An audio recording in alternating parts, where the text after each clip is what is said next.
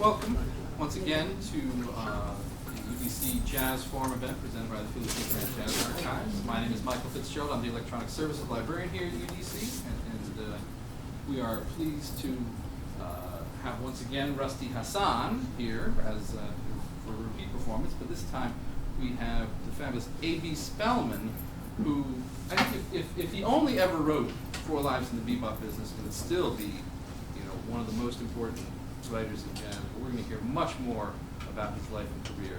Please welcome Rusty Hassan and A.B. Spellman. Thank you. There used to be a restaurant on Monroe Street called Grove's Tavern, and some of the best conversations I had about music was with A.B. at the bar. But that was over 30 years ago when we both quit drinking, and Colonel Brooks is now vacant lot, waiting redevelopment for the gentrified Brookland neighborhood. But I'm so thrilled to be able to continue this conversation many years later. It's been a while since we've had a conversation. Right. So let's go back to the beginning. How did you get into music? Where did you grow up, and what was your introduction to jazz? See, I grew up in a town called Elizabeth City, North Carolina, about 40 miles south of Norfolk, on the edge of the Great Dismal Swamp. Okay. Great name for a swamp. Right. Very historic swamp. Nat Turner ran away there, and a lot of other people ran away through Great Dismal. There were rumors that Blackbeard had buried treasure there. A lot of yards got dug up looking for these treasures. So Elizabeth City was not what you call a jazz hub, but it is. But first of all, you got to realize that I'm 81 now. So in my childhood, jazz was not a big deal. It was the popular music, jazz and blues. Was what was on jukeboxes. Right. That's what people danced to. Like my father could hum a lot of bass. He could hum the Coleman Hawkins solos. But we didn't think it was having an art experience. Right. It was just the music that was around. And so I remember there were a few points was when one particular point was when an old friend of my parents left town, and he left the 78s. He gave the 78s to my mother. And among them were a lot of the Eckstein records. Still my favorite Eckstein song is Cottage for Sale. Oh, right. That was with the band that had Dizzy Gillespie and John Malachi. And I remember there was one record in particular which caught me, and it was Errol Garner playing Turquoise. I don't know that song. I've never heard it in any other version, but it is on an LP of old Garner, and it was flat out pretty. I would say still today. It probably is the prettiest music I've ever heard. And it's the first record I ever actually sat down and listened to instrumental music over and over and over again, for the sake of sitting and listening to the music. And I had some friends who had records, and we would get together and we would with each other and play.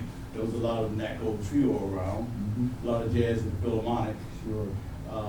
And then I remember one night when, in those days, radio, there wasn't so much radio on, right? So radio stations had large bands, and the stations carried far across the country. And I remember getting from New York City, Jazz Bo Collins's show. And that blew my mind, because then all of a sudden I read all this Bird and Diz and Oscar Pettiford and all these people, Monk, and that really blew me away. So that was my introduction. It was went to college, and I met a lot of people who knew a lot about jazz. A lot of guys from New York, New Jersey. Yeah, you were at Howard? At Howard University. What years were those? I got to Howard in '52. Okay. A long time ago. Was it Mary Baraka when you played? He was there. He was at the year, but he was a good friend. And I thought New Jersey must be the coolest place in the world. From the way these guys talked about it. But these guys knew a lot about the music, and had very great recollection. They were having arguments on a much higher level than I had ever participated in before. you jump into those arguments, get involved with it? Well, yeah, a little bit, yeah, as much as I could. Uh-huh. But it's sometimes when you really have to catch up. Right. You know, which I did, but, you know, but at first I was kind of behind. Mhm. But I think that's the thing that kind of formed the community for me with Roy Jones, Mary Baraka, Mhm. and others around there was the music. Were some of the musicians that you were playing with later on that, however, in that time also? Yeah, well, let's see. Andrew White was a couple years behind me. Yeah, right, okay. He's there. Yeah. Tenor player made a record with Blue Note. Oh man, his name has fled my mind. I mean, he was a good sort of bluesy, hard bop tenor player. Can't think of his name. But I remember he got kicked out of he got kicked out of music school because he wouldn't stop practicing jazz. Uh-huh. In the practice rooms. Is it Benny Carter? No. Benny Golson. Benny Golson. Benny Golson went Yes. there, but he wasn't there at the same time I was there. Yeah. Benny Golson, he told us many times that he got penalized. Dean Lawson, who was a good man, was a choral director Mhm. and really dedicated music educator. But you know, he gave all his scholarships to singers as he was a choral director and pianists to accompany those singers. And so the people who played other instruments, saxophone, trumpet, drums, etc., were all music education majors. Mhm. And but Dean Lawson firmly believed, as the prevailing opinion of music educators at the time, that playing jazz ruins your technique, and he just would not allow it. That's remarkable. It took a student struggle a decade later to get a jazz program. Right, and they actually ran Dean Lawson out of school. Yeah. So Harold Bick, that's what I was trying to think of, Harold Bick, sure. So you wound up in New York for a while after graduation. How did that happen? Well, Roy Jones had moved to New York. Uh-huh. He left Howard and went to the Army. Yeah. And when he left the Army, he went to New York. And by that time, I started writing poetry. Right. We had a little group of writers at Howard there. Lucille Clifton was one of them. And we used to meet and, you know, critique each other's work. Didn't really know how to do it. We should have asked for Stewart and Brown's help, but didn't think we did. Okay, sure.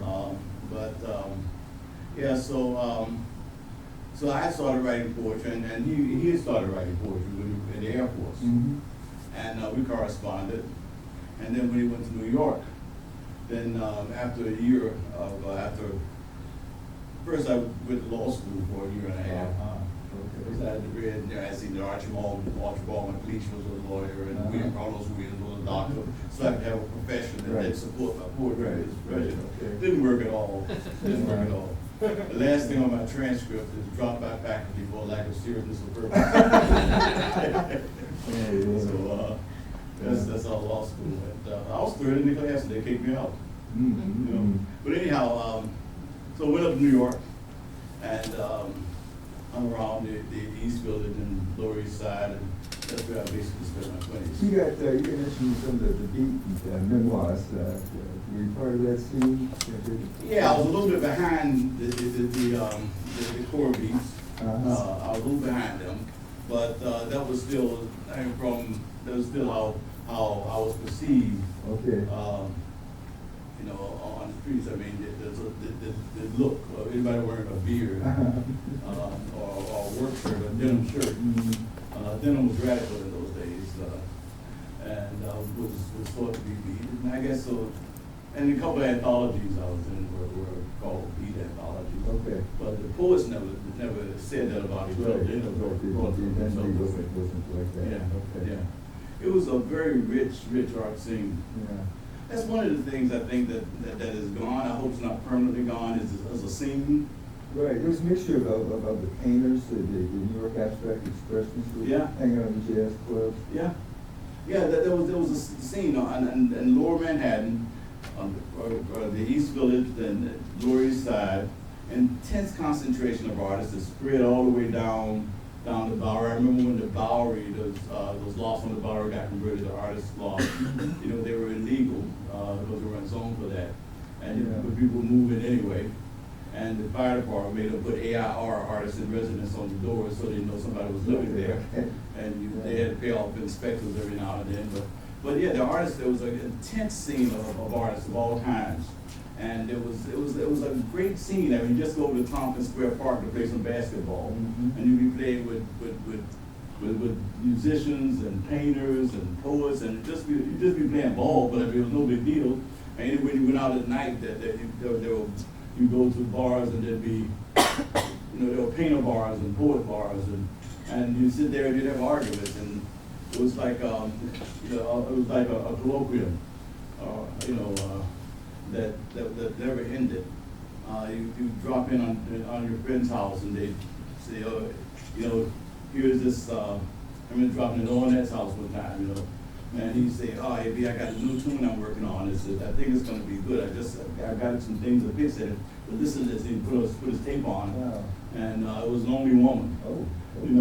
And but it was just the way it was. You go by, somebody else out there, hey, yeah, I'm working on this point, man. I got a new direction I'm going in here. I think it's gonna be a good direction. Check this out. Or the painters, there was this excitement, and it was just, but you don't have scenes anymore. How do you survive economically then? Well, market research. Okay.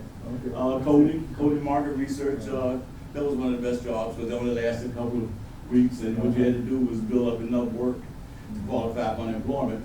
Okay. And then your old lady would get enough work to qualify for unemployment, kind of. Okay. And you lived in. I had an apartment. I had an apartment that I rented for $20 a month. It was around the corner from the 5 spot. Right. And I took the landlord to rent control and got it reduced to 18. Well, at the 5 spot, you told me that you were there for that summer, that month was there. I guess it was that 57. Mm-hmm. Yeah. Spent the summer there, and what was that like? Seeing so often. Well, I wrote a long poem called "The First 70." Which is based on the first 70 years of my life. And the next 70 I already know. And the longest section of that poem was a long poem. The longest section by far in it was about being at the 5 spot in the summer of '57, which made me think, as I went back and was working on the poems I could have read for a book, that this must have been the most important thing in my life. And it might well have been.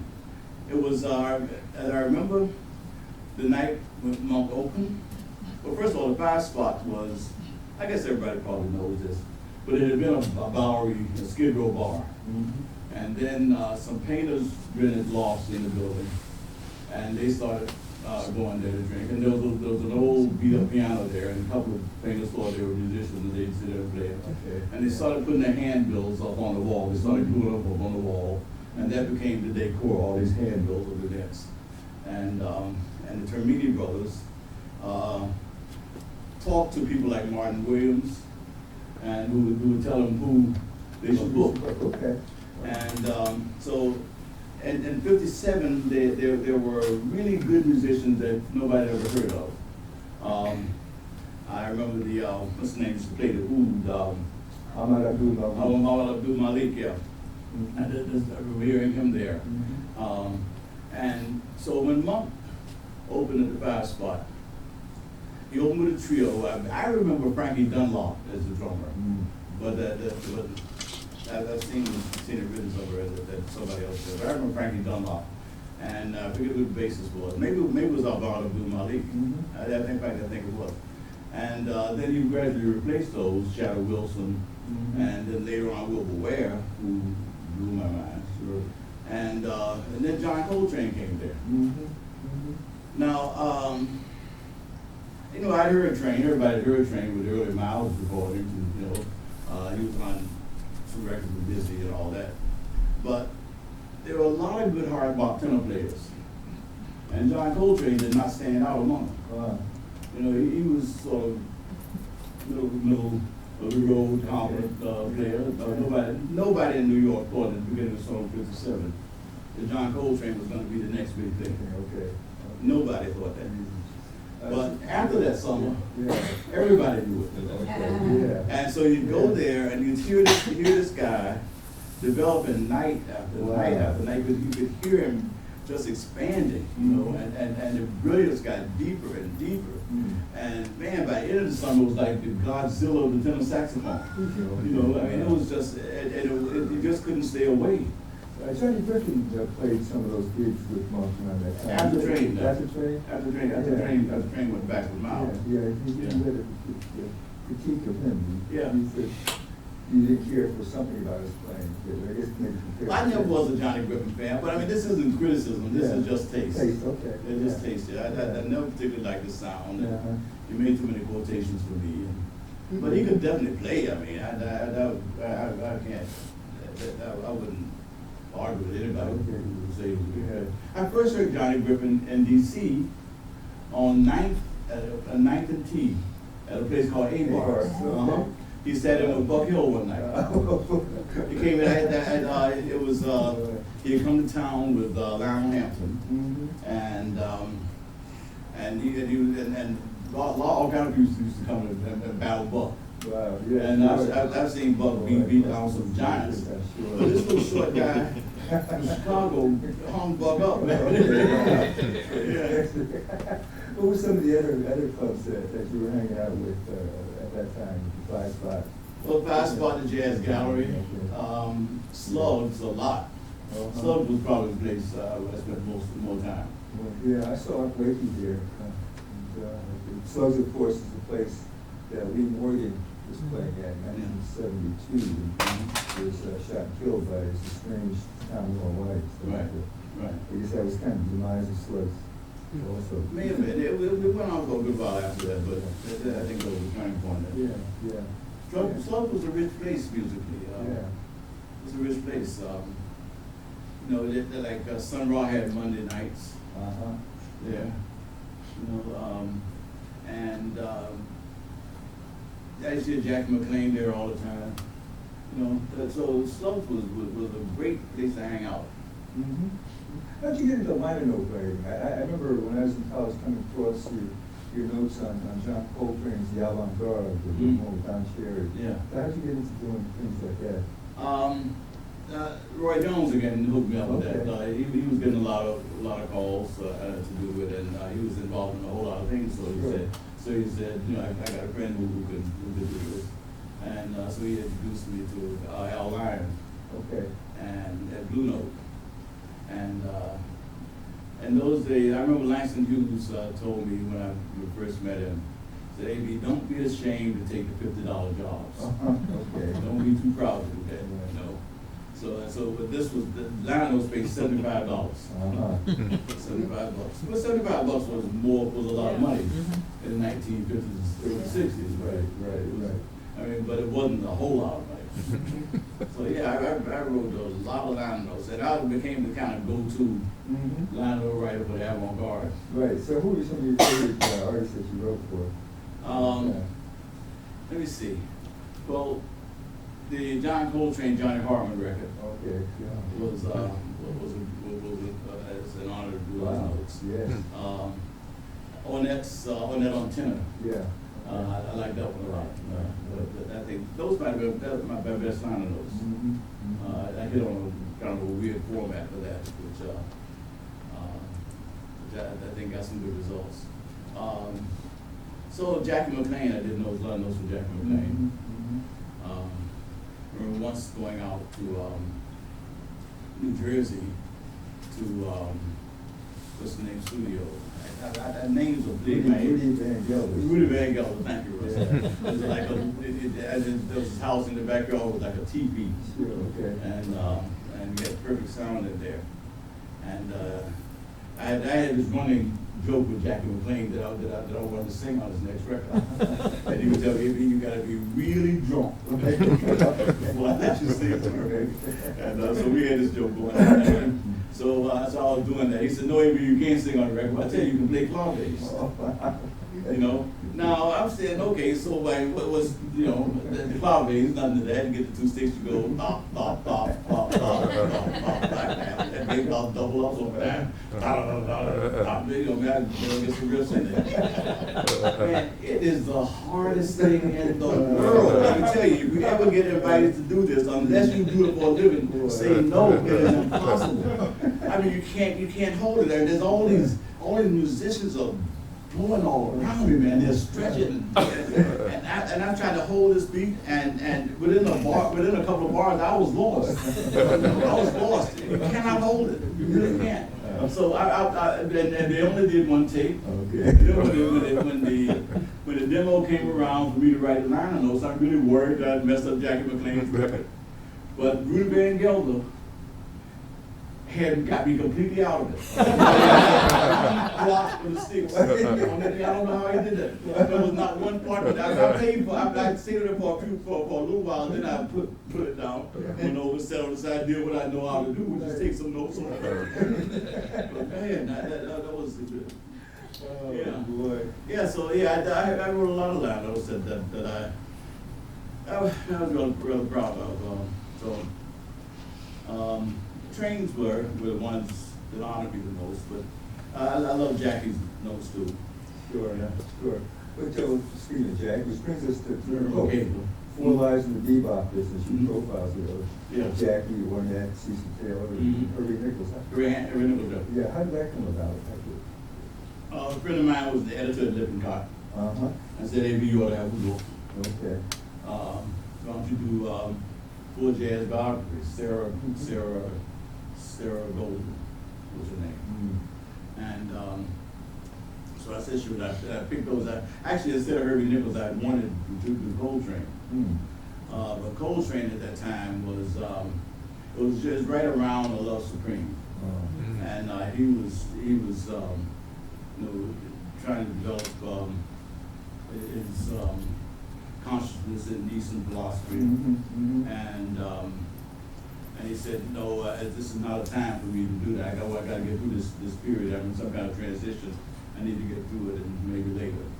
So I always hoped to go back to him for a book, but I didn't do that. So anyway, I picked those musicians. Jackie, because he was a great musician and had an interesting life. Cecil and Ornette, because I always wrote in defense of the avant-garde. Sure. Because they were getting such awful response from the jazz press. You know, jazz, you go to a concert and you feel like you had your whole soul ripped out. You know, with this intensity of this powerful music. And then you open Downbeat and read about anti-jazz and how it's the worst thing to happen to music in history. And so I just figured that I just felt like I had to write in defense of these people. And so there that was. But yeah, it was, the thing about it was that, again, that was the advantage of being on the Lower East Side and there being a scene like that. Which is that you could get to the musicians. Sure. You could get to know them. They could learn to trust you. You know, they could know that you were on their side when you wrote for them. Good. What was the process that you used in terms of the interview process? And there's a lot of oral history in the profile. Yeah. Well, it always took me 2 weeks to write them. I always had a 2-week deadline. I insisted on no less than that. And I would talk to them for a long time about the music, and usually they would come to my house, my apartment, and we'd sit and listen to music. Okay. And then we just talked about it for a long time. And you know, it pick up whatever biography I needed in the course of that. And so I would try to let the musicians tell me about the music, sure. And I would tell people about them. Yeah. And it was always a point to put the music in the context of now. Okay. It's interesting because you cover Jackie, for example, and really are very, very open about the exploitation aspects of the prestige recordings and the difficulties you had. And I guess around that time, he was just starting with Blue Note, so you're able to contrast the labels and the difficulties that artists would have, and with Cecil Taylor especially, in terms of recognition and trying to get things done. Ornette, again. But Herbie Nichols is a fascinating one. I think he drove a lot of people to delve into to his recordings, which were really unavailable. And I think he may have forced Blue Note to reissue them. Did they so? I think it really generated real interest. Tell us about Herbie Nichols. Yeah, Herbie Nichols was a very quiet, very unassuming guy, a little bit bitter, Mm-hmm. because he was so much better than his name. He was only known by really hip people. Mm-hmm. You know, he didn't get a lot of work at all. And a lot of the work he got was playing Dixieland revivalist music. Right. He was this great composer, one of the great composers of the music ever. And as a pianist, he was like a theme and variations guy. I remember this one tune on Blue Note, House Party Started, Sure. you know, which was always a favorite of mine. This very gentle guy, broke, very broke, but always with a great deal of dignity. A musician who, some people I think are just too good to make it. Mm-hmm. I mean, some people have to be really listened to, you know, and you have to know how to listen to them before you get it. Otherwise, they won't play a music that'll reach out and grab you by the collar, you know, and say, sit down and listen to me. The people you have to sit and be quiet with and sort of swim in. Right. And Herbie was that kind of musician. Let's say one of the great composers, Lady Sings the Blues. I think was one of the great tunes in all the jazz. Yeah. But he never was around to get that recognition that you brought to him. No, that was unfortunate. He got more recognition in the last 20 years, 20, 30 years than he had got it during his lifetime. I mean, several musicians, the Jazz Composers Guild,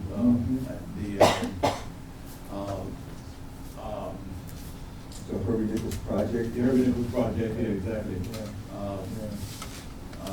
This is trombone stuff. My brain is actually leaking. Mango Store? Is that No, holy God. Anyway, so yeah, he started getting some records. I tried to talk Herbie Hancock into doing a Herbie Nichols record. Wow. I thought he would have been a great bass to do it. Absolutely. He wasn't hearing it. Okay. But actually, Herbie died before the book was published. Yes, he did. Yeah. Yes, he did. Yeah. Yeah. It's a classic book. I assigned it for years on the jazz history courses, and we got some great reviews from there. The students had a review it in the final exam, so it was really fascinating to see how they really got to know about it. You know, people tell me that all the time, but it never seems to show up in the roll. What are you talking about? There's a couple of bucks that you get. Yeah, I think I made $1.80 last year. So what did you do after the book was published? What happened with your career? Let me see. I was doing some radio at WDAI. Okay. I did the morning show, the wake up show, and that was a fun show. I used to make it a point because I was also very active politically those days.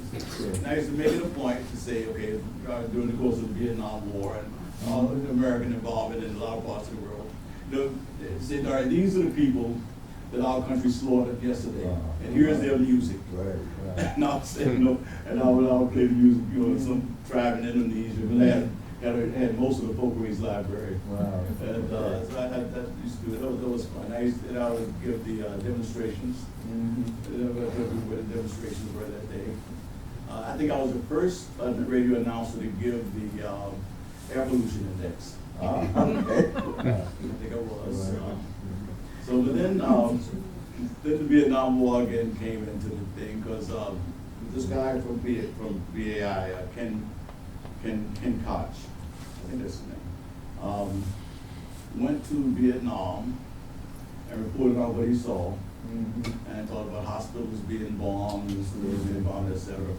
And the guy who was putting most of the money in the Pacific at the time was the owner of Kimberly, what is it, Kimberly? Kimberly Clark. Kimberly Clark, yeah. And he said this is, it said that this guy was like being like Tokyo Rose, and demanded that they fire him, and they fired him. So then I did this specific traditional quitting on the air. Okay. Except I was naive enough to think to give 2 weeks notice and think I could sit there. talk about what compounds were. So you know, 89.5 WBI cop out radio. So they took me off that day.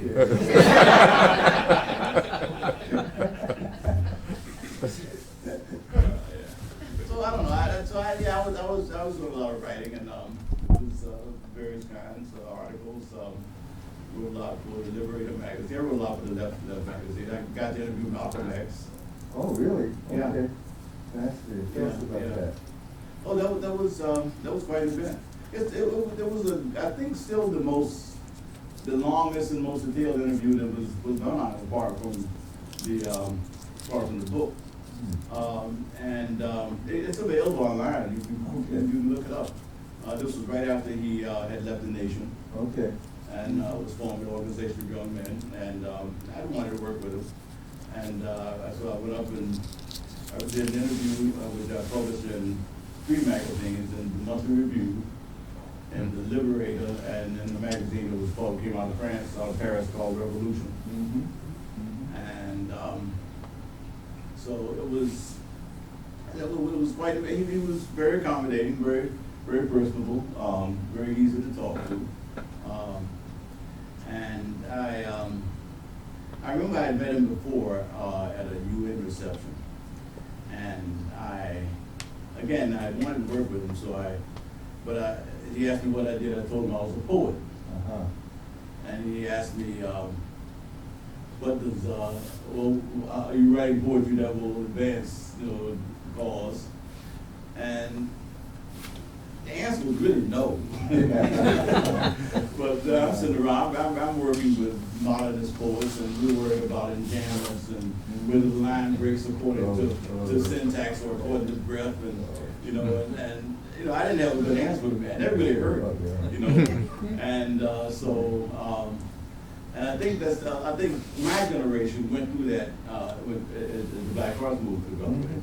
Malcolm X was perhaps the biggest single influence on the Black Arts Movement, apart from Baraka, who started the organization in Harlem, Center for the Arts up there, which became a model for a lot of others. But it was Malcolm who probably affected the consciousness of Black artists of their time. Now there was a generational difference. There was my generation, which had got involved in the arts through regular arts channels and was very much concerned with more formal, who looked at that revolution in the arts in formal terms, rather than in social terms.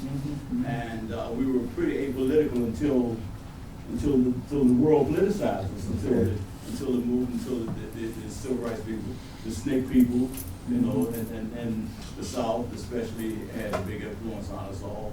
And of course, the rise of nationalism in the North, as well as left politics in general. And all of that was there on Lower Manhattan, on the Lower East Side. But the people who were just younger than us, came alive during that period, and their poetry was automatically informed that way. We had to sort of go back and remake what we did. So I had to go back and look at people, again, like Sterling Brown, who had, I'm going to have to write poems that reach audiences that are not basically literary audiences. So how do I do that? I have to have another vernacular to do that. So somebody like Sterling Brown from before had done it already, and you learn how to do it. So yeah, it was a major struggle to flip into that. Who were some of the other artists as part of the Black Arts Movement at that time? Well, Ishmael Reed was around on the Rotary side. Okay. Yeah, he was huge. People like Woody King, the Federal Theater. Okay. Larry Neal, Larry Neal, definitely. Larry came up from Philadelphia, came to New York. Okay. Larry Neal, he was in RAM, Revolutionary Action Movement. Okay. With Max Stanford. Larry, I remember when Larry his poetry got better when he came up. But everybody's poetry does. I mean, but you get to read better poets, people who are better poets than you, and then you become a better poet. He came to DC with the DC Arts Commission. Right. Yeah. Yes. Yeah, I helped go come up with that job. Yeah.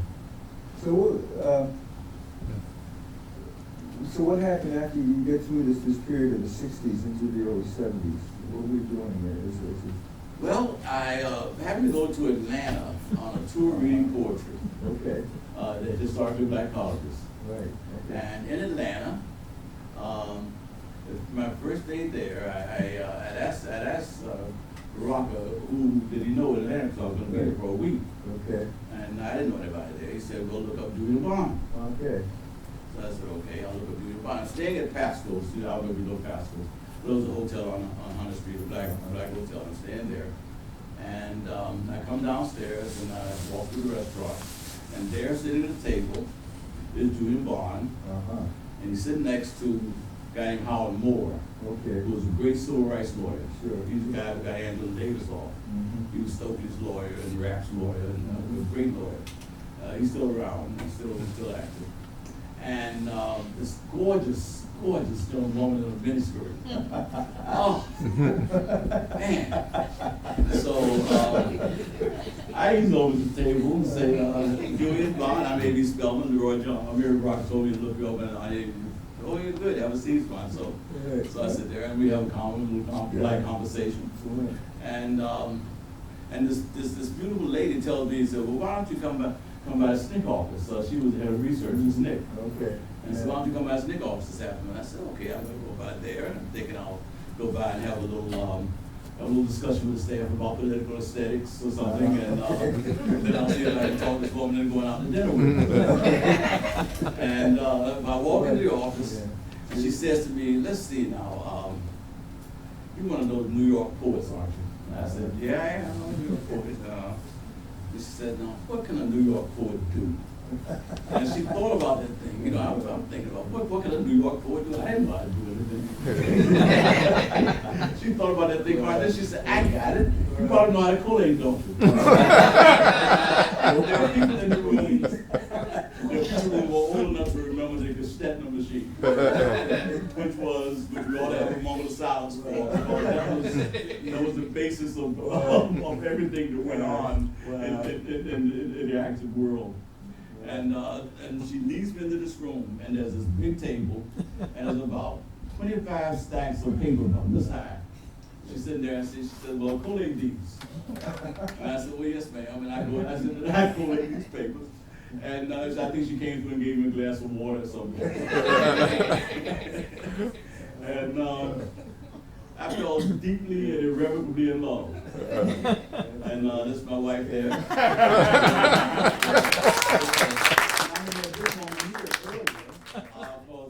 What's her name? Introduced us in New York. She has a Spanish name. Liz Sutherland, Petita, Yeah. She introduced me. head of New York office. Right. She introduced me there. So I met her there, and at this moment back here, Jennifer Lawson was my wife's roommate. So I met her at those first days too. What year was that?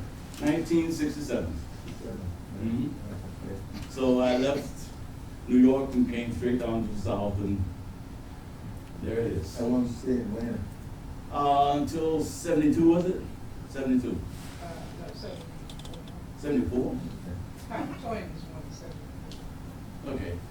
Okay, so you had two daughters who were very successful now. Tell us about them. Oh, I got great daughters, yeah. Well, first I have a great son too by my first marriage. Okay.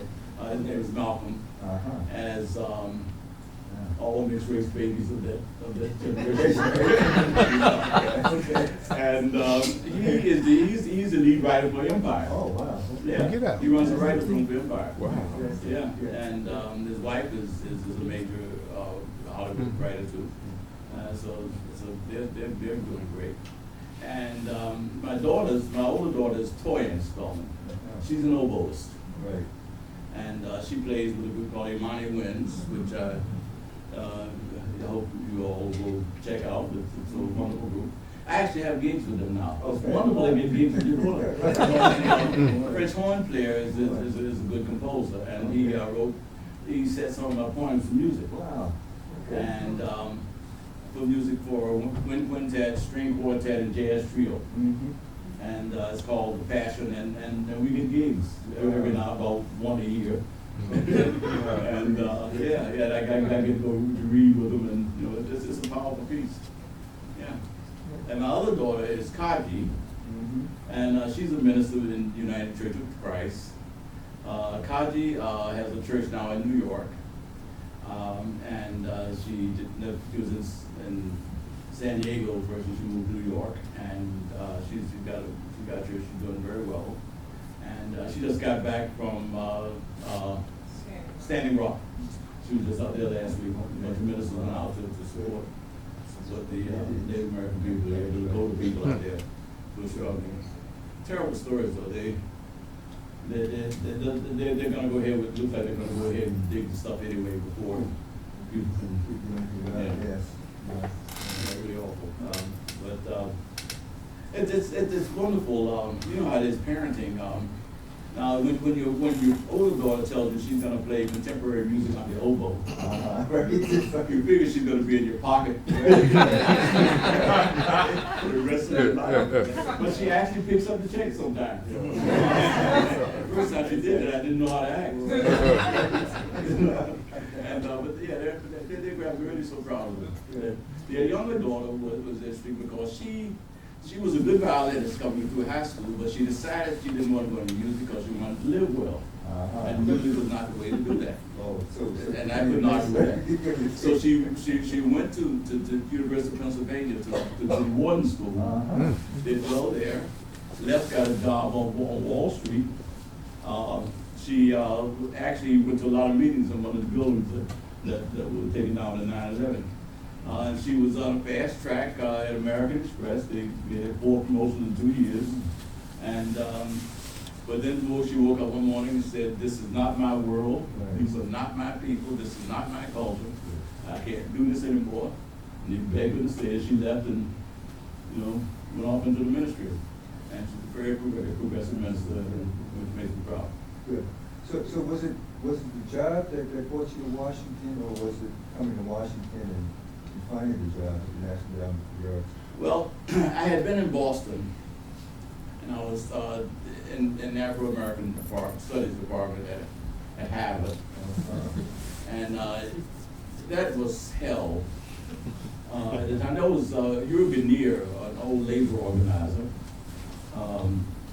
Lonnie Grenier's father was the chairman of the department at the time. He was a good man, and he fought really hard for principles, but he had the weight of all these Nobel winners turning around to the department, screaming inferior at you all the time, Trying to really learn to hate the place. And it was there during the busing crisis in South Boston. So it was a bad time to be in Boston. And so my lovely wife, Karen, said, "Okay, you got a 2-year contract, and that's how long you can be in Boston. Now, if you want to be beyond that, you start talking tenure and all that kind of stuff for you. So that you can have it if you want it, but you can have it without me. So we talked about where we wanted to go. Jennifer had moved to DC by then, and so we looked around DC for jobs. I was doing some panels for Bandar Whitfield. We founded the National Black Theater here, not National Black Theater. What's the name? What's the theater? DC Black Repertoire Theater. She's got a memory. So I was doing, and he ran this program there at the called Expansion Arts. which funded organizations in of color in rural areas, and organizations with a social basis there. And he asked me to be on his panels, and I did panels. And then at a certain point, at this point, I got to know Nancy Hanks, who was the chairman of the Rusty Hassan, and I asked her for a job. Okay. And she made up a job for me doing the study. And then she made me assistant director of expansion art. And then later I became director of the program. And later kept moving up in the agency, so you get better salary, but the job get less interesting to hire you. So what administration was that? Who was the president when you first got hired? 1975, the president was Gerald Ford. I got a Gerald Ford story. Okay. I got a Gerald Ford story. Okay, the year before I came down here, Gerald Ford was still had just been made vice president. Right. And I was here as panel chairman, and there was a reception, and they had a reception at the Phillips Gallery. So I was on the bus to drive over there. I got off, going to the Phillips Gallery. There's this woman there who organized events at the Arts Endowment. She was trying to put together a reception line. And she pulled me over and said, and I was first in the line, she pulled me over and said, have you ever met the vice president? So I looked Gerald Ford right in the eye. Because who knew what Gerald Ford looked like before? and I looked him right in the eye. I said, oh yeah, vice president or what?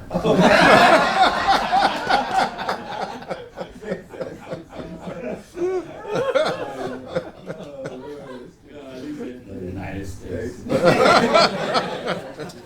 excused myself very quickly. That's a true story. That's great. So, what were some of the things that the Extension Arts program was doing that was really creative and important? Well, the Expansion Arts was the program that took care of arts organizations by the definitions that I wrote as director. Arts organizations that were deeply rooted in and reflective of inner city, rural, and tribal communities. So it was an interesting time because, first of all, starting with the Black Arts Movement, you got these artists who chose not to try to develop their careers from, say, in theater, from off-Broadway to Broadway to movies to television, but because they weren't letting that many through. So they just said, we'll take it on our own hands and go off and organize a theater company of our own, and so forth, in all the disciplines. And they were they were very socially conscious group that took seriously their basis in communities and offering services to the communities in addition to the work, to the art itself. So they were giving classes to kids and things like that. Excuse me. And as I say, this occurred across the discipline. And so we funded, in fact, a lot of jazz organizations as well. We were the place that the AACM came to. At the Arts Endowment. Kobe and Rita had a good program in New York, working with us, the Jazzmobile, all the programs like that we funded those. And it was a pleasure working with the field, but it was a program that was like teaching Afro at Harvard. The establishment saw no reason for this program to be an arts endowment. Everybody kept saying, this is social work, this is not art. So I had to defend that. My job was to be the mouthpiece for that, to defend it. So and I managed to keep it alive until the culture wars, when the agency went through a whole new structure. Was it funding the Maple art exhibits?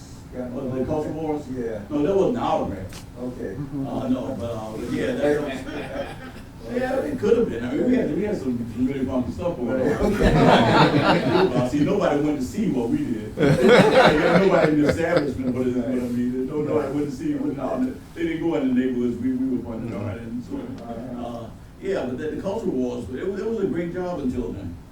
But that sort of polluted everything. It was because, first of all, they got the impression, the right. First of all, the right found this to be a great way to raise money for themselves. Okay. You know, these people are putting filth and corruption in front of your children, and fund my campaign, and I'll put a stop to it. And they loved it for that reason. And all these people, like the Family Research Council, Jesse Helms was really. Jesse Helms, yeah. Maybe rotten hell, right? Yeah, foul man. Yeah. Yeah, all those people they were after, and then a whole bunch of them, the right, they just built themselves on us. And they acted as if the organizations that were, where the working artists were, organizations that were at the street level, were the source of this work, or they act as if the individual fellowships were the places where these things happen. But they were actually, all the programs that attracted all the attention were in big institutions, in museums, and so forth. But the museums, of course, had these powerful boards to defend them. So they went after everything else. But it was pretty foul. One thing I learned, that they had no concern for the truth. Right. You know, if somebody did a project that they found scandalous, they would blame us for it if we had ever funded the organization. We'd say we don't have a nickel in this project, and they didn't care. Yeah. They didn't care. They would actually and they would lie about us all the time.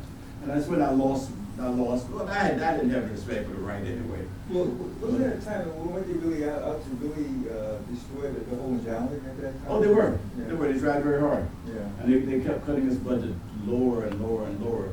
I think the National Endowment for the Arts only has now about $160 million or so, plus or minus, of which 40% goes to the states, which for a cultural agency in a country like the United States is an embarrassment.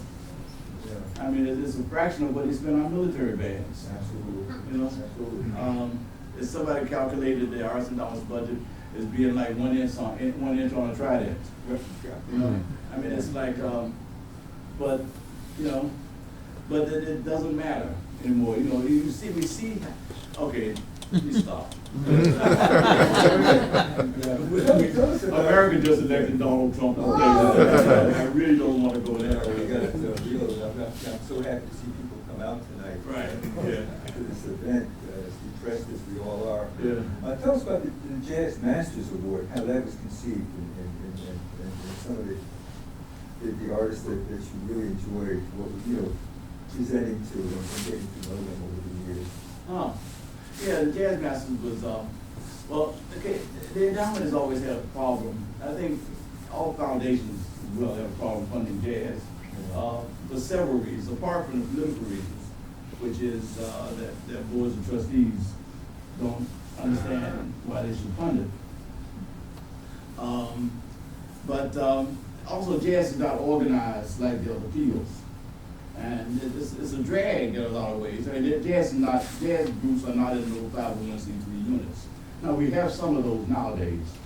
We haven't always had them, but we have a few of them. But basic jazz musicians, you know how they work. There's a leader, and there's some groups, and they're independent contractors to nightclubs. Yeah. So they're not units that are eligible for grants. Right. They would have to be funded as individuals. And the Arts Endowment used to do a good deal, a fair amount of that. But for individual funding got slammed again during the cultural wars. One way that the endowment could support jazz visibly was with honorifics. The folk arts program had a history of supporting folk masters, which antedated the Arts Endowment the Jazz Masters program by several years. And one of the directors at the endowment thought, well, let's do this for jazz. The jazz field liked it very much. And then the program took off. Antoinette Handy became director of music. And she got behind the program a lot. She took good care of it. And so it went. What was the first year that they started offering the grants? Katie, what was the first year? 82. 82? Okay. 82. Yeah, people Yeah. know these things. Yeah, I got my peeps out there. Right. Test the memory. You were the first artist that were Oh, on it. Rusty? Yeah,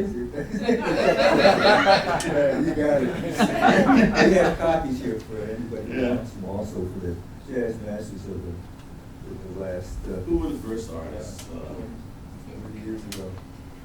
Uh, Well, tell us about some of your, in terms of your interaction with these artists as they receive these grants. What was your involvement with them? How would you interact with the artists in terms of their? me personally? Yeah. Well, I would, my involvement with them would largely be the ceremony. Okay. Yeah. Often I was on a program every year for a long time, and I would present I would introduce some of the artists. I used to get to know them. Well, the ones I didn't know before, I would get to see them at panels. Right. Masters would come in Sure. to select the next round of masters. So I get to know those panels were one of the areas at my office as I became deputy chairman. So how's that process work? I know people can nominate, regular folks out there. Anybody can nominate. Anybody can nominate. So how are the masters selected? Well, okay, if you want to nominate a master, there are many people who should be considered, who have received awards so far. You just go to the Arts Endowment, look up national programs, and you can find it on your computer. And basically what you do is you write a letter saying why this person should be named a master. You can, it should be a brief letter. You give a little bio and some arguments about the person's accomplishments. And then that person goes on a list. And the list is considered every year. And they stay alive for 5 years, still 5 years. They're still alive for 5 years, the nominees. And then a panel of jazz, of strong jazz people, which always includes a couple of masters. Okay. Come together, look at the nominees, and so that's how the selection's done. So it's like a peer review process. Peer review, yes. Really? Yeah. Okay. yeah, and it's great that way. It's I mean, I wish that there were money to do a more fundamental kind of funding for jazz. But that is to say, to support the music more broadly and more deeply. But the agency is so penurious that there's not much likelihood of that happening, and it would take a really Herculean commitment because of the structure of the field. Jazz doesn't have a service organization. Right. There was one that The National Jazz service Yeah. organization that had Well, see, demise. yeah. I was on a panel when that was being funded. Yeah. It was, Yeah. I don't want to get into the inside baseball, but it was fascinating for me to be on a panel and see all the organizations that were going to be funded and Right. the discussions and the debates and stuff like that. Well, see, there's the American Symphony Orchestra League, there's Dance USA, every other field has a powerful organization which serves that field and advocates for that field. And jazz doesn't have that. No. Jazz is largely bereft of institutions. We've got jazz in Lincoln Center now and jazz mobile, but so without that, if you don't have that, then you're defenseless, And now Willard Jenkins was the guy who was first charged with organizing the National Jazz Service Organization. But let's try to organize jazz musicians into a service organization. The cliche early cats. David. So they almost killed poor Willard. Yeah.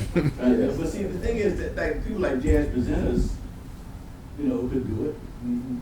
You know, but anyhow, it's been one of my regrets that jazz doesn't have an arm, a military arm.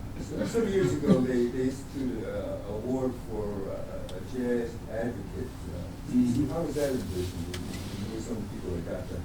Well, a lot of good people have gotten that award. That's the award. That was like a gold, that was my gold watch. Right. Our retirement chairman, Dana Joya, named the Jazz Master Award after me. I remember the year they were giving out that award for the first time, and David Joy announced that it was named after you. Yeah. Yeah, it was very. Yeah, they caught me completely off guard. It was fun to watch. Yeah, man.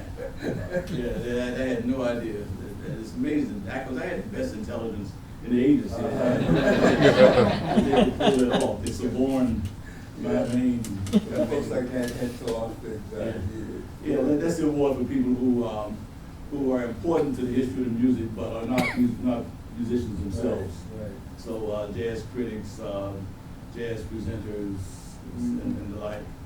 Yeah.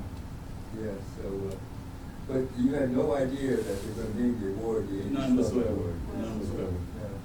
Yeah. Yeah. As a retired from there now, do you have any involvement at all with the endowment? Do you do sort of presentations or anything like that? I've done a couple of panels Mm-hmm. for them. I don't get called that often. I don't get called very often for it, but I've done a couple of panels. Okay. And that's been fun. I did a chamber music panel once. That was interesting. But basically, the thing about it is, I've told this story many times before, but sometime around the age of 65 or so, it occurred to me that if I were to die, my children would have to put on my tombstone, "Here lies Dad, he wrote great guidelines." And I said to myself, "Baby, you got to get your identity back as a poet." And that's what I said about doing, reclaiming my identity as a poet. And that's what I do now. So, I have a life now in which I have no meetings in my life. Right. I don't go to any meetings. So when people come to me, they be trying to do this work, I say, "Look, I'll do anything you want me to do, except I won't go to meetings and I won't raise money. Right. But anything else you want me to do, I will do."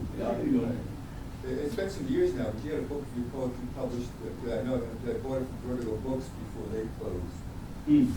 Yeah. Yeah, in the collection, Coffee House Press Yeah. published good, they did a great job for me.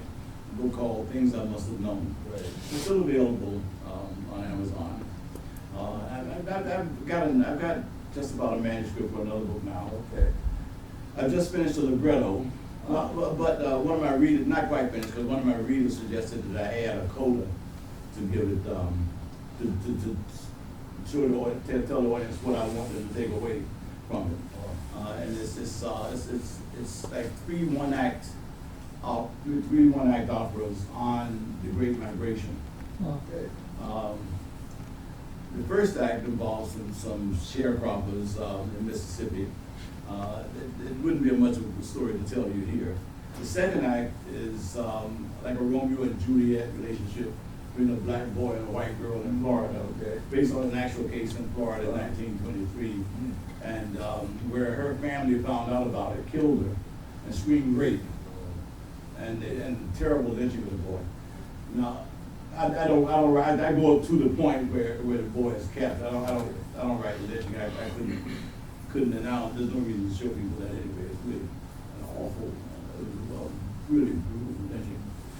And the third act is on the closing of Storyville, and musicians at New Orleans and scattered around the country.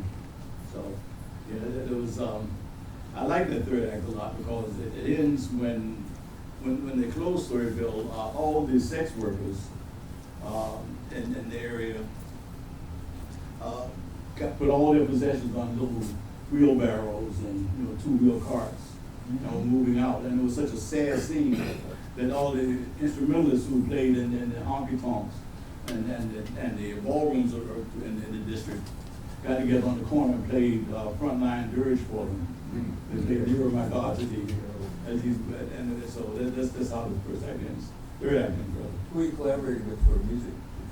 Another composer was with the Mighty Winds, Valerie Coleman. She's a very fine composer. We wrote an oratorio together a few years ago. Okay. And so yeah, I feel good about that. Good. So retirement's been good. Yeah. Again, I don't do anything I don't want to do. I loaf a lot. And I do enough that I feel like I can say that I am a poet. Fantastic. You know, you are what you do, and I can say I do poetry. Absolutely, absolutely. I'd like to open it up for questions anybody in the audience may have. You used to do beading. You do what? Beading, yes. Beading, how did that come about? Well, beading was, it was stressful days in the office and getting home at night and needing some kind of Zen activity and to take my mind off and give me peace.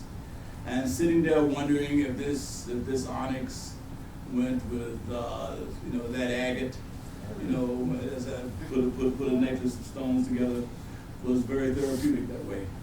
So I made a lot of necklaces. I couldn't necklaces and earrings, yeah, but I didn't sell them. Not because I was too proud of it, because I couldn't stand trying to talk people into saying, this goes so well with your hair. Again. Because the act of selling that I couldn't bring myself to. So I wound up giving them all away. My wife's a quilter and makes purses and things like that, and she doesn't know how to price them. Yeah. Yeah. But thankfully now they're in the museum shop of the New African American History Museum, and they price them very well.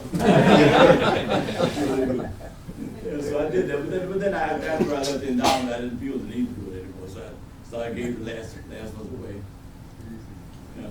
Yes. Maybe you stay current as far as the jazz scene, current jazz scene? Current jazz scene? Yeah. Not as much as I should. Not as much as I should. I find myself listening more to classic jazz.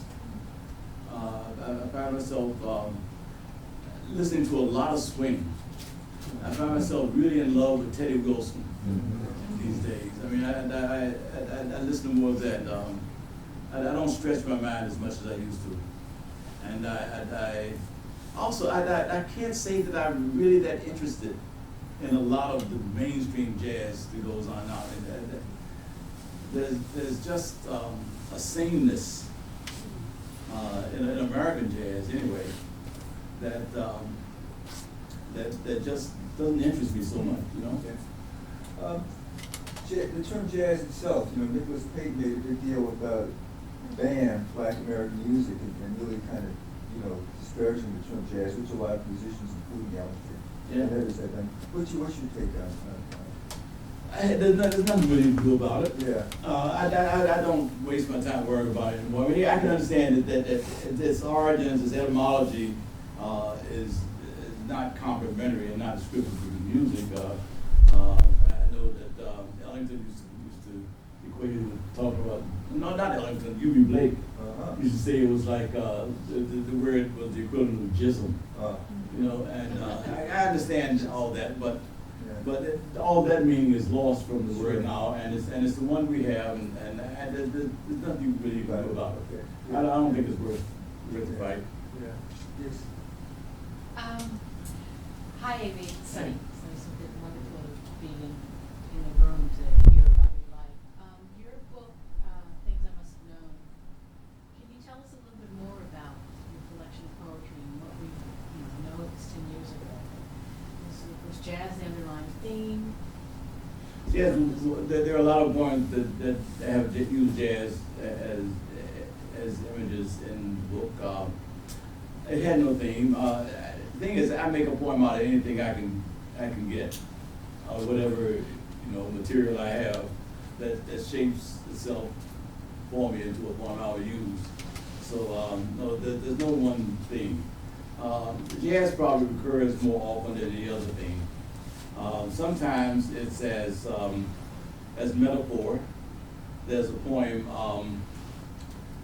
Let me see. I can probably say this poem called "Groovin' Low," which you will all recognize as a play on Dizzy's tune "Groovin' High." But whatever Dizzy was talking about, this is about getting older, and goes, and the weird words in the second stanza are terms of drumming. My swing is more mellow these days, not the hard bop drive I used to roll, but more of a cool foxtrot.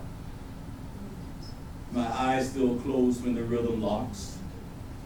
I've learned to boogie with my feet on the floor. I'm still moving, still grooving, still falling in love. I bop to the bass line now. The trap set paradiddles, radamucues, and flams that used to spin me in place still set me off.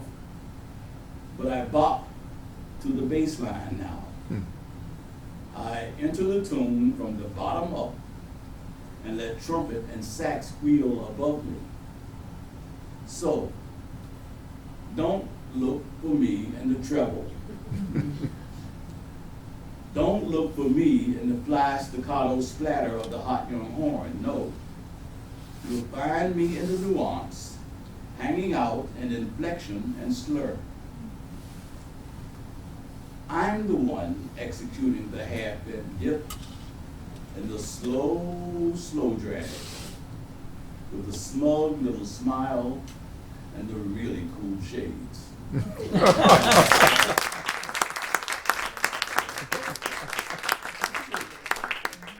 understand from your wife Karen that recently, she talked about this a little bit ago, that you had done recent oral histories with jazz musicians. And I was wondering if you could talk about that. Recent oral history, what are you talking about there? The interviews you did with Interviews. musicians from jazz masters. Oh, yeah. Those- Oh, yeah. And when you talk about them, can you talk about some of the more interesting ones and what surprised you about them? Okay, yeah. For a good while there, I was doing there would be documentary films accompanying the Jazz Masters Awards, and I would do the interviews for those films, and also the endowment was trying to build a library of oral histories itself, and so I would do interviews beyond the needs of the documentary, but that would feed this collection of interviews, and that was major fun. So I interviewed. Goodness, who did I do? I interviewed there was one year that the Marsalis family got Jazz Masters Award. All of them. I interviewed all of them for those. They were quite interesting because that's a very opinionated and very argumentative family, and they had a lot to say about everything. I remember interviewing Yusef Lateef for those interviews, and that's a great history they got. You know, he goes back a long ways in his music. He's there at during the time when jazz musicians started getting involved in Islam. He's there during from the end of bebop all the way through the avant-garde, and was a contributor and a major intellectual in all of that. Yeah, Yusef was a really good interview. Let me see, there's so many. They had a good talk with Bobby Hutcherson. That was fun because we used to hang out together on the Lower East Side. So he was very forthcoming. People like George Abakian had a lot to say. I did not know how much he involved. I mean, I hadn't thought that much about how much he had been involved in the way that jazz music was formatted on records. You know, I never thought about that. About him. He was the one who came up with the idea of having themed records or musicians doing a songbook of some particular composer, or you know, that was very good. Let me see. Herbie Hancock was a good interview. What made him good? What made him so good? made Herbie Hancock good? Well, first of all, Herbie Hancock was again a wonderful combination of having been in the middle of a very fertile period of jazz in the 1950s. That decade might have been the greatest decade in jazz history, because all the older people were still playing very, very well, and there was a lot of new life going on. So Herbie had that, and he's also a very thoughtful guy. He's a musician who has a lot of strong opinions on things that are tangible in the music. He probably is the most successful of the musicians I talked to, the one who is best in a position to control his own destiny within the industry. And that was good to hear that perspective, because so many of the musicians we talked to were just ultimately exploited by the industry and had very little control of their own work. So those histories, I must have done maybe 30 of them. Wow. Were there any surprises? Any surprises? Yeah. Surprises. Let me think. Oh, there must have been. Well, they were interesting, so it couldn't be interesting without surprises. Judy, I really can't think of a good surprise for you right now. But I'll send you an email. Great. Anybody else? Oh, okay, go here. Yeah. I was reading about when you wrote the book about core live in the bebop business, that you tried to interview Coltrane, but he turned you down. Yeah. Was he sick, or did he give a particular reason why he would go out with him? Yeah, I told this story a little earlier. Oh, It was around the time of Love Supreme, and he felt that it was a transitional time in his life and in his mind. And he thought that this was not a good time for him, if he wanted to get through this transition, see where he came out, and then he might be ready to talk. But at this point, he wanted to complete. He was getting involved with Sufi thought and Eastern philosophy, and he was trying to get really more of a more overarching philosophy of life and music, and he wanted to get that together before he talked. And I read another statement you made about how, and my father was Jamil Nasser. Mm-hmm. Oh yeah. And so I had a lot of opportunity to go backstage and hear musicians tell stories, and you talked about how wonderful it was to hear musicians actually tell the stories. Yeah. But when I read a lot of books today, they're written by English professors. Yeah. And they're corny. And musicians don't speak like that. Yeah. But your book captured the voice. I mean, I could feel the authentic voice of jazz musicians when I read your book. But a lot of the books today, I mean, one book, I guess the Benny Golson book, Mm-hmm. they said when him and Coltrane first saw Monk, they said, "Holy moly, there goes Monk." And I've never heard a jazz musician in my life. And so, they didn't say that. if there's a standard for the music in terms of being hip and being square, the difference between Lawrence Welk and Duke Ellington, why isn't there a similar standard for the writing? When you write about the artist, why the words don't swing. Yeah, I get it. I hear you. It sounds kind of trite and corny. I know what you mean. There are some good people. Some people have written some great books on jazz, and the Monk biography, I think, is a great piece. Yeah, Robin Kelly's book. Yeah, that was a great piece. That's the standard. And there's some others, and there are some wonderful jazz authorities who have spent their life in the music and have and know it very well, and you can learn from it. My main standard for reading any book is, did I learn from it? And I think I can find a lot of jazz books on it. But I know what you mean about the book, the kind of book you're talking about. I had always loved, one of my favorite jazz books is the book by Hentoff and Shapiro called Hear Me Talking to You. That's one of my favorite jazz books, and I loved it because that's all it was. Right. Was the narratives in the musician's voice, and they all had a deeper truth to these stories, because they were told by people who lived them. And even if some of them were lies, it was still true. And so that was sort of in my mind as I wrote this book. I wanted to have some of that authenticity of the speaker being the person, the subject speaking. Are you all right with the title change? I understand they changed the title. I didn't. I like 4 Lives in the Bebop Business, but nobody understood what I meant by it. Everybody got it. Everybody misinterpreted it. It was nobody. Even in his last year, Ornette would say to me, not his last year, but I mean the last time I saw Ornette, and he brought up the book, he said, "I never thought I was in the bebop business." I said, "Well, no, Ornette, that's not what I meant." You know what I mean? You know, so nobody got the title. Not enough people got the title. So yeah. Was that a decision you made to change the title? Yeah, I did because the publisher said we need a new title. You know, for the book, and I said, okay, try this one. They'll get by it. It's a bland title. I mean, it does no, you know, it doesn't swing. More jazz lives. I mean, But I got a question back here. Yeah, I don't know if you explained it before I got here, but you said something about you defended the avant-garde musician. Could you explain that? I mean, you know, what did the term avant-garde mean? And, you know, how did you get into defending it? Okay, it's a good question. The term avant-garde as it applies to jazz probably is a misnomer, but that's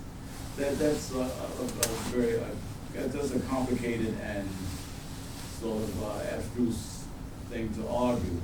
I was talking about the avant-garde as being that group of jazz modernists who made a decision to play music that would have a limited audience because it would be discordant, it would be long, it would be very challenging. So it could be music only for very committed listeners. Okay, and the thing about it is that jazz has been through several revolutions, from New Orleans to swing, you know, from swing to bebop, from bebop, you know, to the avant-garde. And every single revolution that it went through has been put down by the ones who were committed to the previous one. Mm-hmm. So the old revolutionaries, you know, reject the new revolutionaries. And the thing is that I felt this music very deeply. I felt it very deeply. Again, I was talking about John Coltrane at the 5 Spot. And later, I mean, I followed Coltrane all over New York. Every place he went. You know, Village Gate, Jazz Gallery, I mean, every place he went, I was there, sitting on the bar, nursing my beer. You know, and Coltrane meant a lot to me. I mean, this man, when I left hearing him, I left a different person, you know, from the person who went in the place, you know, every time he changed me. And so I felt the same way in varying degrees about people like Cecil Taylor and Ornette Coleman, and a whole lot of the other people who were trying to make a revolution in music. So I had never thought really, in a lot of ways I hadn't thought that I could write about jazz, that I was really qualified. But then I would go hear this concert and I would read these articles. And I'd say, either I'm crazy or these people don't know what they're talking about. And so I just felt that I had to stand on the side. I had to stand on the side of these musicians, of these artists who were so dedicated, so committed, so willing to endanger their careers by making music that was serious and important to them. And so yeah. The term "new thing" was applied to that music also. Yeah, that was the new thing. Now what kind of name is that? Yeah, right. That was sort of connected with that. I don't know. So, any other questions? Oh, Bertrand, yeah. Yeah, I want to ask you specifically the one liner that you did for the record Vibration Encore Evolution. Yeah. Did you attend the session? Yeah. Do you remember Gratian told the guy who wrote the Lee Morgan biography that Lee could not be found for the rehearsals, so Webster Young from DC did the rehearsals? That ring a bell? I didn't go to the rehearsals. So you don't have to. No, I don't know about that, no. Yeah, Webster, but I didn't see Webster in New York very often. Yeah, that's why I was surprised. Yeah, I saw him in DC more, you know. That's why, because he had left New York already, so Yeah. it's kind of, I mean, Jackie might have brought him on purpose up. Yeah, Jackie always asked, you know, whenever I came up from DC, Jackie always asked about Webster. Yeah. Good man. He's Yeah. a good friend of mine. Yeah? Yeah. Yeah. Is he still around? No, he died some years ago. Oh, okay. He moved out to like Seattle or so. Port- I think it's Portland. Portland, somewhere Oh. out there. Okay. Before he passed away. Yeah, great Yeah. player. Yeah. Anybody else? Oh, yes. And maybe you could talk a little bit more about the scene here in DC. You mentioned A-Bards. Who were some of the other people you saw there? Well, there was a group called Three Sounds, and they had the pianist in Three Sounds is Gene Harris, right? And they blew it well, and they had a bassist who was fantastic. I can't remember this guy's name, but Andy Simpkins? Eddie Simpkins, yeah, that's right. And he was wonderful because he was one of the first bassists I ever listened to who really blew. You know what I mean? He was playing saxophone lines on the bass, and that was a great trio to hear. They would drop at A-Bards and play a lot before they went to New York and got recording contracts. Well, of course, Shirley Horn was down the street at the Hollywood. She was there every night, and I heard her an untold number of times. Let's see, what? Did you hear which one? Yeah, Butch, I heard Butch, but Gus had the house band for Buck Hill, and that was, for a while, there was Butch Warren and Stump Saunders, who was a hell of a drummer, an Art Blakey kind of drummer. Stump was the best drummer in DC. By far, he was a great soloist, had a little cowbell that he had up there, this one that he used to wear out. That was good to hear. And of course, there were all the bands that came through the Howard Theater. It was great, the Howard Theater, for it would be 60 cents you go in there. And you'd hear a double feature, really lousy double feature. And there'd be a comic, a tap dancer, a band, a singer, maybe a quartet. Yeah, you stay all day. Yeah, when I was going to Yeah, Howard, cheap there dates. was soul groups would play, Yeah. R&B, soul. Yeah. People would always read it and stuff. Yeah. Yeah. Was Bohemian Cabin spot you were hanging out? Yep, good boy, we went with Tony Taylor, singing "Meet Me with Your Black Boys." Yeah. Yeah. Yeah, but then we were down in the basement with the stalactites and stalagmites up there down there. Then that was a residue of bebop that kind of, you know. Because I remember, as I mentioned, Jazzforum Collins earlier, he was coming with the sounds from the Purple Prado. You know, it was, a lot of that was kind of a bebop conceit. I saw Coltrane there in '65. It was incredible. Oh. So intense. I'm sure. Yeah. Well, I think we've kept you up past your bedtime.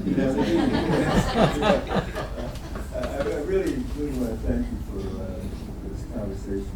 No, it was fun. Yes, Yeah, it was fun.